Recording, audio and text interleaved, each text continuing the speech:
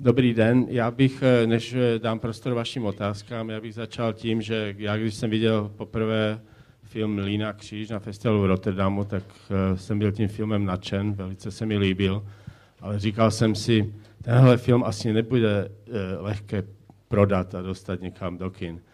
A teď, když jsem se včera potkal s Lechem znova, tak mě překvapilo, že film se prodal do 55 zemí a v 48 dokonce do kinodistribuce. Bohužel tam chybí Česká republika. Takže vzbuzuje to ve mně jistý optimismus, že filmové umění snad není ještě úplně mrtvé.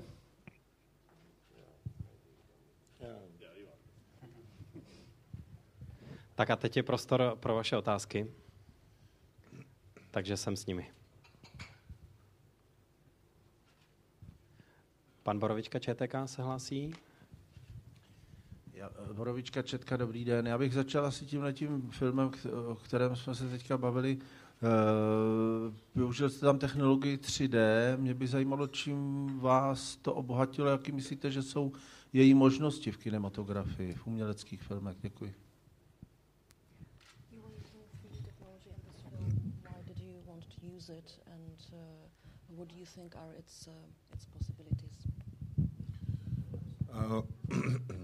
I didn't use the exact 3D in this respect that you have to wear glasses and see in 3D, but I use it in creating the objects for the film. So, for example, Bruegel is a big realist as far as the costumes are concerned of the people, the objects, the houses, it's all painted in an extreme realism. It's beautiful in this respect because he is like encyclopedia of details of all sorts of how people were wearing hats, that they used to have knives behind the hats and things like that.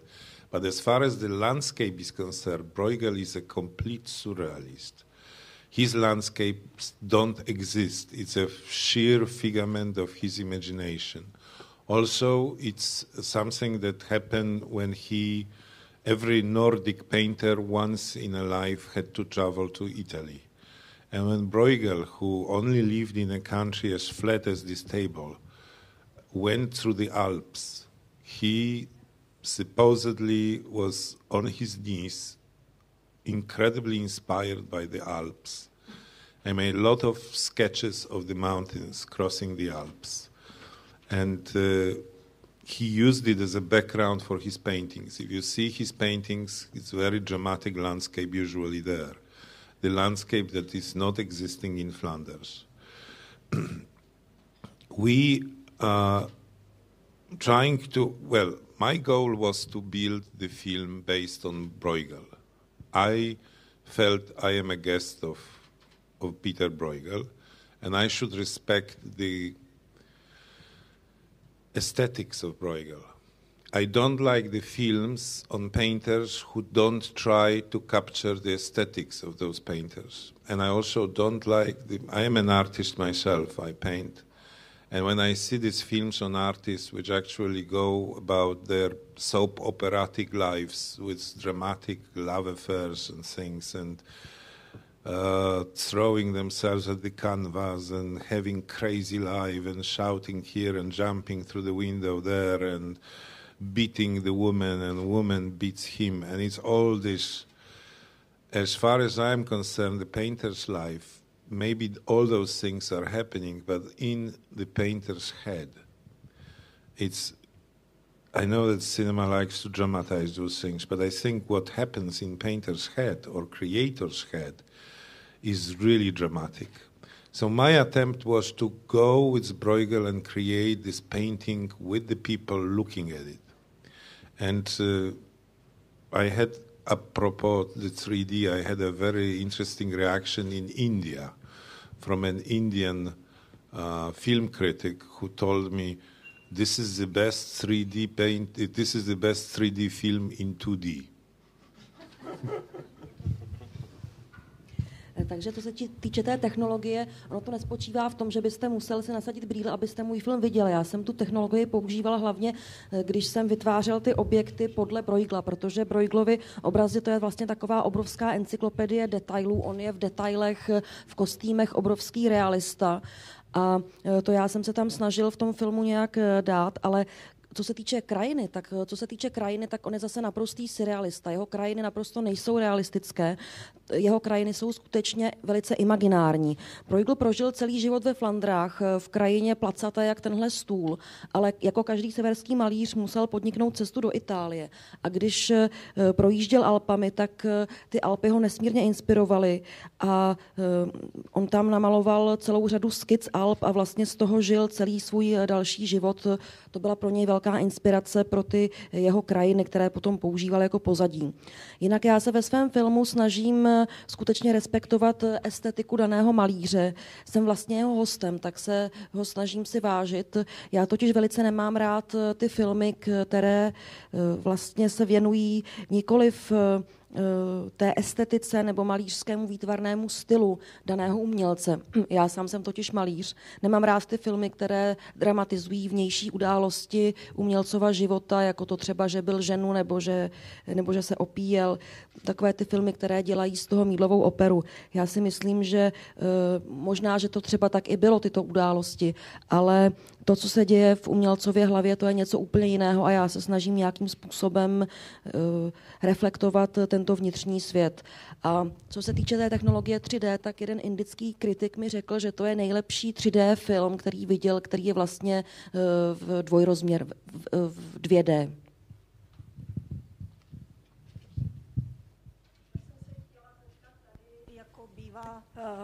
Jak taková ta tradiční otázka, jak ten film vznikal, což tady asi nebude jednoduchý, a potom vůbec k tomu natáčení, protože asi bylo složitý čekat na to správné světlo, aby to vypadalo trochu jako ten obraz a podobně.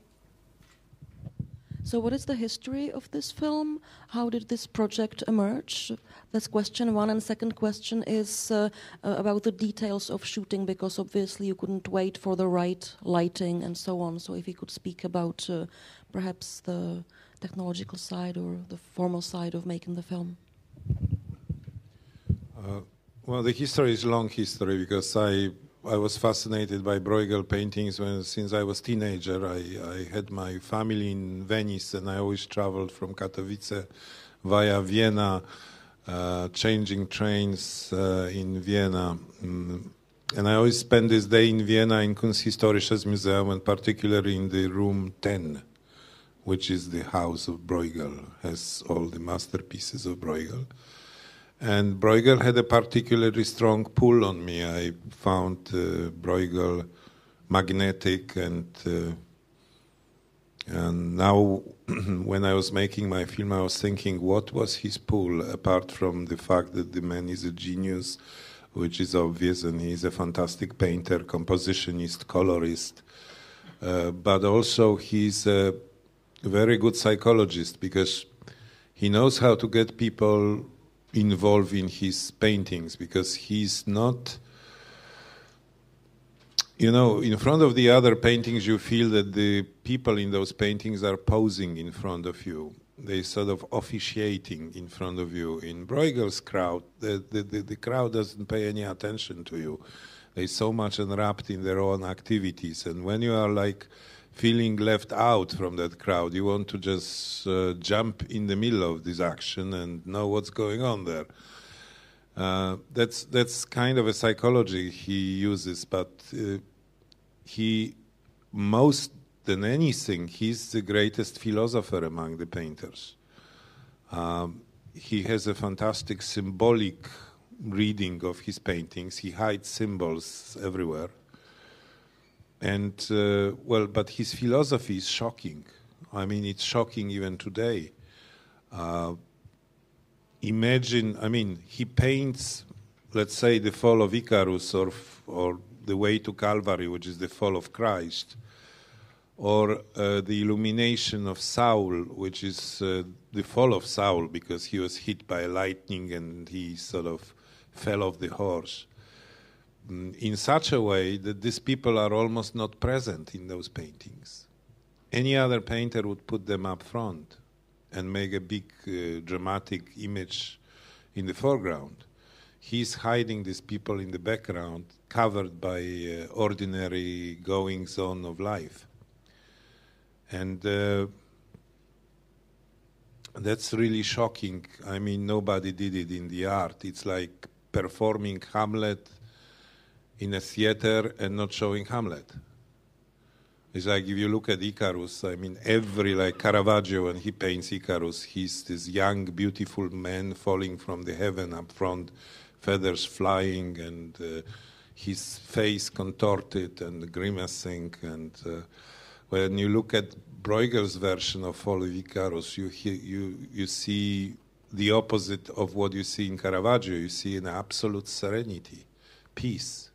There's nothing has happened. Where is Icarus?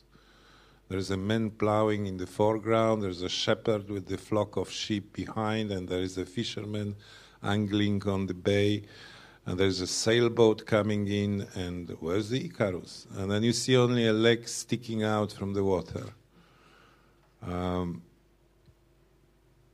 So obviously the number of lessons that come out from that, I mean, first of all, Bruegel says to you, when anything important happens, we don't notice it as it happens.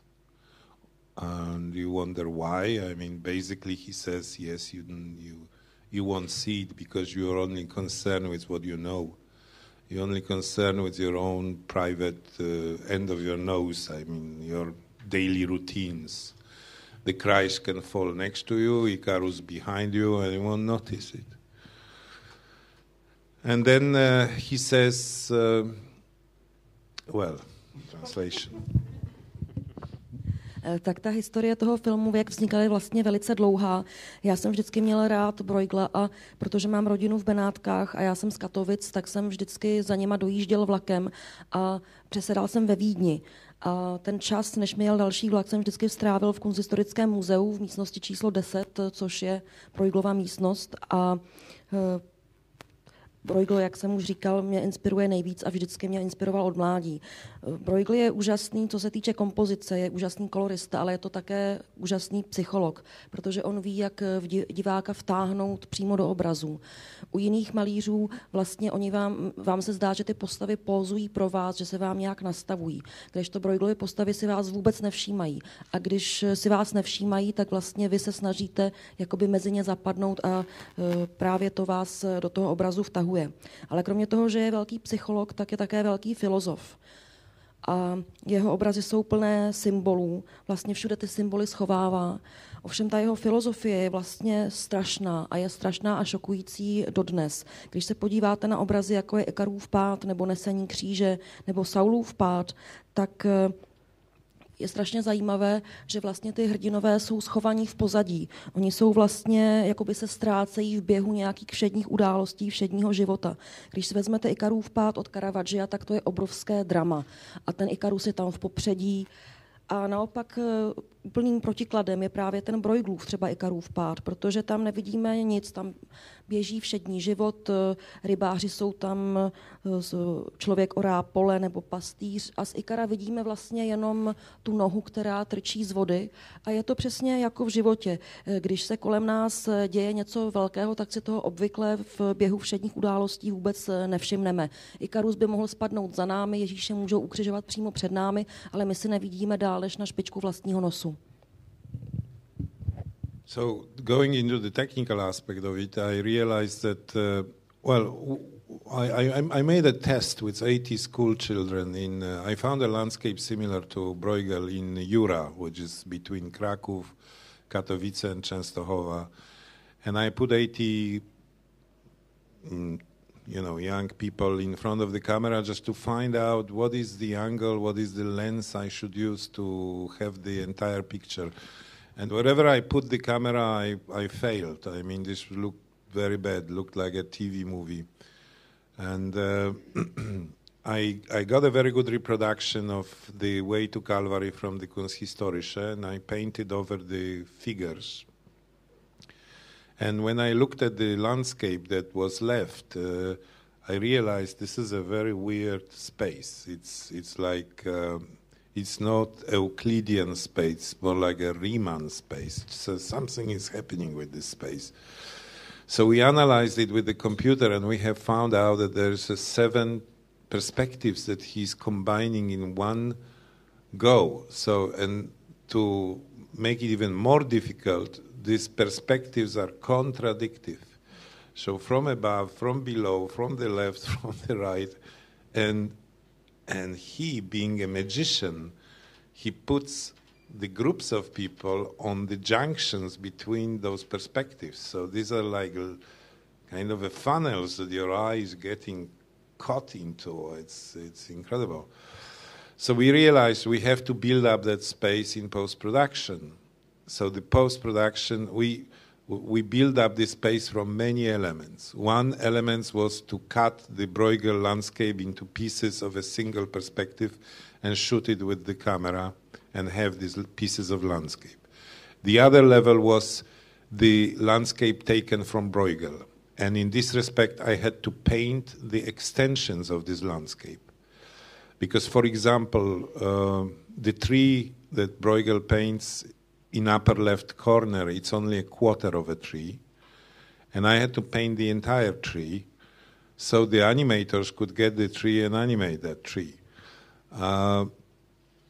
Also, at that time, I was in New Zealand, and I had retrospectives there, and I noticed that over the southern island, there's this beautiful cloud formations, like from Leonardo, which is called, Maori people call the southern island the island of the long cloud. And it's incredible. I've never seen anything like that in the sky.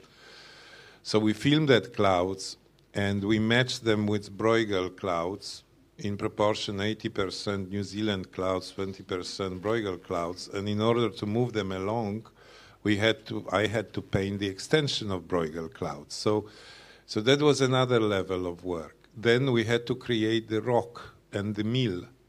And that was a 3D object created entirely in a computer. And the fortunate aspect of it was that the man who created the 3D object was an alpinist.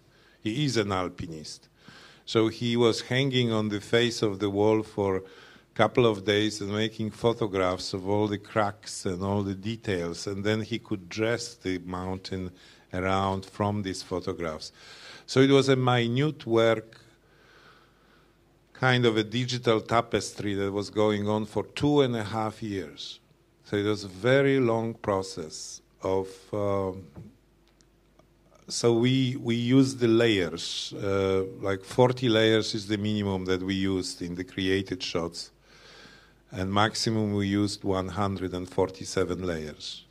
So to have a shot like that counted by a bunch of computers, you need 8 days and 8 nights. And when you see it after this period, you always discover a mistake. So it's again the process. Actually, the process is described in the American Cinematographer in a June issue of last year, which was a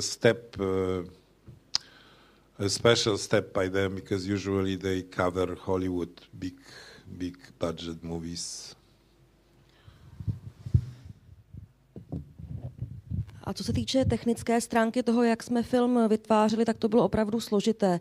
Já jsem totiž nejprve udělal takovou zkoušku, že jsem umístil asi 80 dětí do jedné krajiny v Polsku, abych vlastně se pokusil tomu dát to krajinné pozadí tomu obrazu. A zjistil jsem, že to vypadá úplně strašně před tou kamerou, že to vypadá jako televizní film. A potom jsem si vlastně musel vytvořit reprodukci toho filmu, reprodukci toho obrazu Nesení kříže. A já jsem vlastně, když jsem odstranil počítačově z té reprodukce ty postavy, tak jsem pochopil, že vlastně ten prostor je zcela nereálný. Že to vůbec není euklidovský prostor, který tam má Bruegel v té krajině. Když jsme provedli počítačovou analýzu, tak jsme zjistili, že tam vlastně používá 7 perspektiv, které si navíc ještě vzájemně protiřečí, protože se na to dívá ze zhora, zprava, zleva a tak dále.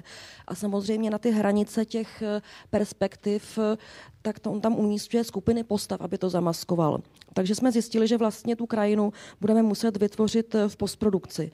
A to jsme dělali celou řadou způsobů. Jednak já jsem musel některé ty krajiny vlastně domalovávat, protože když tam například máte v levém horním rohu ten strom, tak toho stromu je tam jenom kousek a já jsem musel vlastně celý ten strom domalovat, aby ho animátoři mohli animovat. Pak další příklad, já jsem třeba zjistil, když jsem byl náhodou pozván na Nový Zéland, kde jsem měl retrospektivu, že na Jižním ostrově jsou nesmírně zajímavé mraky. Místní obyvatelé vlastně tomu Jižnímu ostrovu říkají ostrov dlouhých mraků. Takže já jsem tam natočil ty mraky, vlastně 80% mraků je novozélandských a 20% mraků je projglovských, které jsem opět musel domalovávat. Potom tam jsou různé 3D objekty, jako třeba ta skála nebo ten mlýn. Ten člověk, který vytvořil tu skálu v počítači, naštěstí je horolezec, takže on prostě lezl po skále a fotografoval si nejrůznější detaily prasklin, které tam potom rekonstruoval. Ten film je vlastně taková obrovská digitální tapisérie, která nám trvala, kterou jsme tkali 2,5 roku. Je tam minimálně 40 vrstev v obraze a nejvíc jich je tam, myslím, že 147. A tohle počítač třeba zpracovává 8 dní a 8 nocí a potom stejně zjistíte, že se tam vloudila nějaká chyba a musíte to předělat.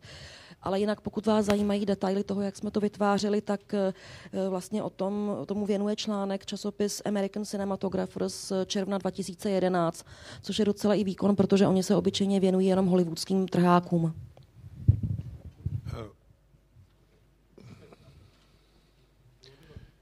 Dobrý den, Věra Míšková, Právo. Dobrý den. No, Jo, it's okay. Okay. No, mě by zajímalo, my vlastně teďko se tady bavíme asi o tom, teda určitě o tom, jak výtvarné umění ovlivňuje filmy, filmovou tvorbu pana režiséra. Mě by zajímalo, jestli naopak film a filmové zkušenosti nějak ovlivňují jeho vlastní výtvarnou tvorbu. We have spoken about painting having an influence on your films, but do films have an influence on your artwork as a painter? Yes, of course. I mean, the shock for me comes from the fact that I created this film because I had a deal with the Louvre and with the Smithsonian Institute in Washington, D.C. That was the National Gallery was going to run this film for a while, and obviously when you have a film in the Louvre and in Washington, then it goes into other museums. So that was most likely a circuit that this film was going to be. But life has proven differently, because when the film was shown in Sundance last year, then suddenly all these people who you consider the most conservative film people, the exhibitors, they came up with the idea of showing it to the people, like even in countries like United States and that are traditionally, let's say, commercial. So it's an unusual life for this film, as far as I'm concerned. But I was creating an art object which was going to be installed in the museums. Also, I have created 9 video art pieces that were they were installed in Louvre in February and March of last year, and then from June until November, I installed it in Biennale. Venice Biennale gave me a beautiful location, Chiesa San Leo, which is the church next to the atelier of Tizian, and paintings by Tizian, and we installed this year it was in Tel Aviv Museum of Art, and now it is like in London, and National Gallery is doing it, and I just came to Prague from Lausanne, because the next thing is Lausanne, and then it goes to Rome. I'm talking about the exhibition, which is the art exhibition, the installation. But I also wanted to say something else, because we filmed this film in 4 countries, obviously majority in Poland, in Austria, because the painting is there, and New Zealand, the clouds and whatever, but we came to Czech Republic to film the mill. And the mechanism of the mill, the best preserved mechanism of the mill in the world is here, very close, like 80 kilometers of the Polish border. There is this open-air museum, Skansen, which has these mills, and when you see the details of that, it comes from Czech Republic. So, but I wanted to say a story which I find very metaphoric to the whole situation, because I noticed that there is a symbol of this festival, which is a spider's web. So, because I spent quite a time on building a spider's web in this movie, and the spider web for various critics in the West is the symbol of this film, or the symbol of the thinking of Bruegel. I shall tell you a strange story. When we were filming the scene of Bruegel poking the spider web with a stick, first we had to film Rutger Hauer against the blue screen. And no technicians like the blue screen, but we had to use blue screen because it's the least, blue is the least appearing color in Bruegel's paintings. So Rutger was having a stick and pointing like this and said, Lech, where do I look? Where's the spider? Where's this fucking spider? I said, well, Rutger, I don't know. We put the spider in the post-production. So where do I look? I said, look at the end of the stick. That's the safest. And he says, no, because I will have a cross eyes if I look at the end of the stick.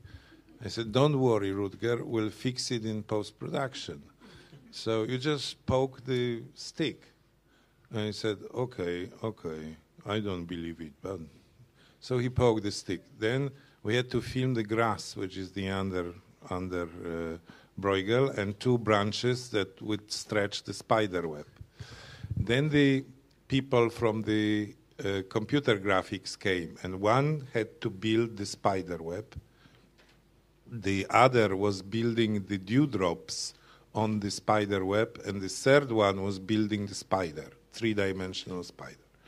So the first one said to me, oh, it's an easy job because spiders are geometrical, so computers love it. Well, it's an easy job, I'll do it, a week, and you have a spider web. So we saw his spider web. It was perfect.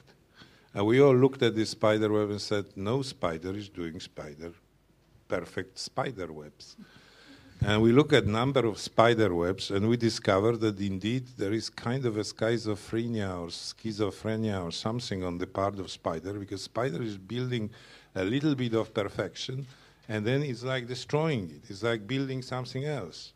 So we were thinking, what is the reason that the spider is dropping this beautiful design in the middle of building it? Maybe there's a spider woman around, or he forgets what he was starting with, or he eats a fly and then he doesn't care. I don't know.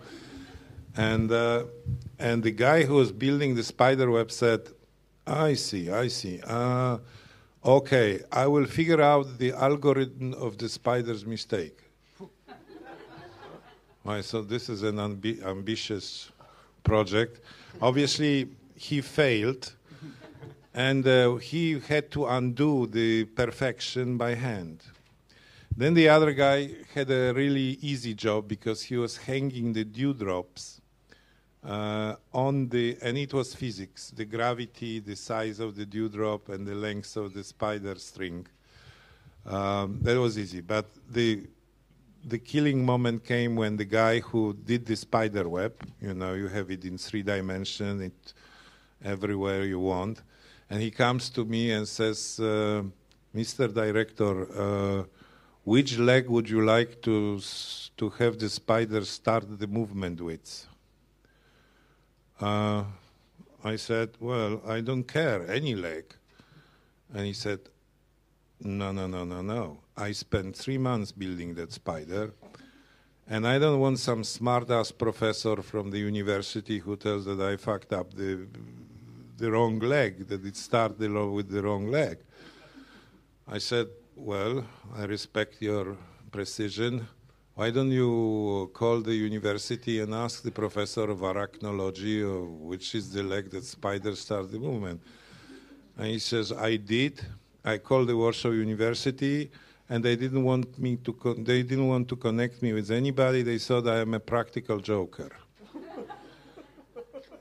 I said, okay. So why don't you go and ask the professor? I mean, find him and ask him. He says, yes, I will do it. So he went to the Warsaw University, and he caught an old professor who is world-renowned spider specialist, and he looked at him and said, young man, I know a lot of things about spiders, but I don't know which leg they're starting to move with. So he came to the studio, and he was really broken heart. I mean, I saw this man being like really broken. And his friend said, don't worry, I have my grandmother. She lives 20 kilometers from Warsaw, and she's got a garret. And in the garret, there was always a lot of spiders. So over the weekend, I go with a jar and I catch some spiders. So he did that. He brought to the studio 8 spiders in a jar. And we put 2 slow-motion cameras on a white table, and we threw the spiders on this, and we filmed them. And then we looked at the spiders. And guess what?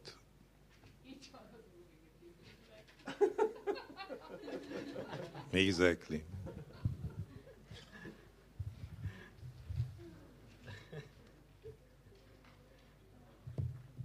Tak já vám tu odpověď asi nějak se pokusím shrnout.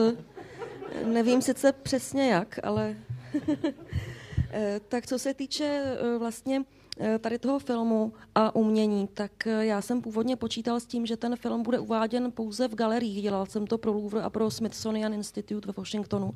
A je mi vlastně překvapením, že mě s tím filmem nakonec pozvali na festival v Sundance a ten film dokonce potom koupili do distribuce i tak tradičně komerční země, jako jsou Spojené státy.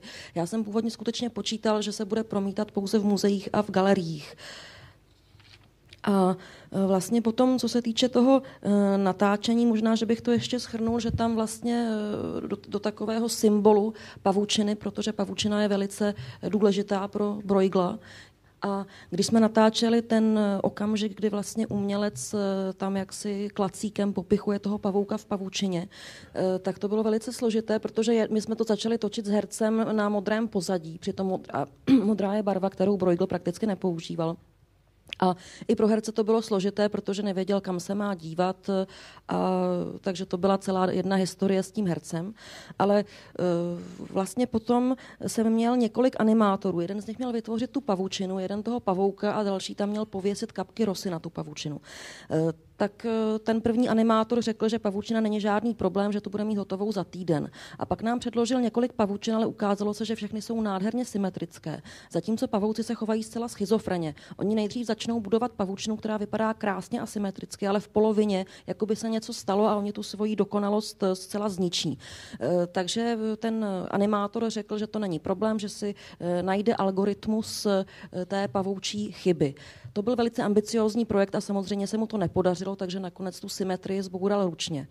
Tak to byla jedna věc. Ty kapky rosy byly celkem ještě jednoduché, ale potom jsme měli člověka, který vytvořil krásného pavouka, ale nevěděl, kterou nohou ten pavouk má vykročit.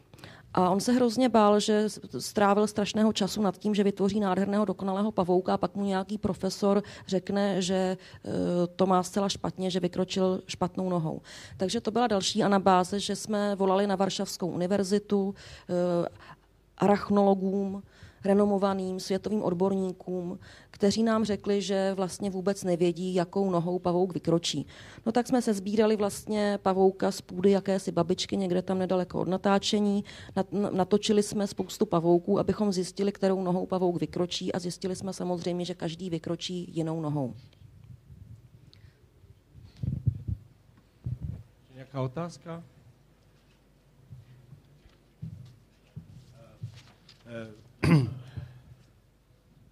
Maybe because we show more films of you. Chtěl bych říct, že tady vlastně promítáme rovnou 5 filmů, které pan Majewski natočil. All your films always went mainstream. How did you make it to maintain? You say you're stubborn And was it on some, like 20 years ago more difficult, or is it more difficult today? What's the lesson you made as a filmmaker towards those years? Vaše filmy vlastně se vždycky nakonec prosadily v mainstreamu. Bylo těžší natáčet. Šli proti mainstreamu, ale nakonec se vždycky prosadili. Promiňte, tak to jsem asi nepochopila špatně, nezlobte se. Ale bylo těžší natáčet před 20 lety, když jste začínal ve Spojených státech, nebo je to těžší dnes? I don't know. It's the true answer. I mean, well, I do films that I want to do, and that's it. I mean, there's a strange law in life that if you want something, you'll do it. I don't know how it happens, but it happens. Suddenly you might be desperate and nothing is happening, and then one link to the other and the door opens and green light is there and you can go. As strange as it sounds, but the reality likes that. The reality likes your desire. I always find it helpful to... I'm always being helped by people and by institutions sometimes, and there's always a green light in the end. I don't know how it happens. It's a miracle, I tell you, because my films are not making money. And, well, The Mill and the Cross is now going and making money, but other films was different, and I don't know how it happens. It happens. Tak já nevím, jestli to bylo těžší tehdy nebo teď, ale je to zvláštní, je to taková zákonitost života, že nakonec vždycky dosáhnete toho, o co usilujete a po čem toužíte. I když už si třeba zoufáte, tak nakonec se najednou něco stane a vy dostanete zelenou. A je to skutečně zvláštní, ale realita opravdu vychází vstříc mým touhám. Pomáhají mi jak lidé, tak instituce. Je to vlastně zázrak, že nakonec vždycky dostanu zelenou. Nevím, proč to tak je, ale je to takhle. A ty moje filmy vlastně Mlýn a kříž dokonce teďkon i vydělává peníze, což je vlastně zázrak. Děkuji.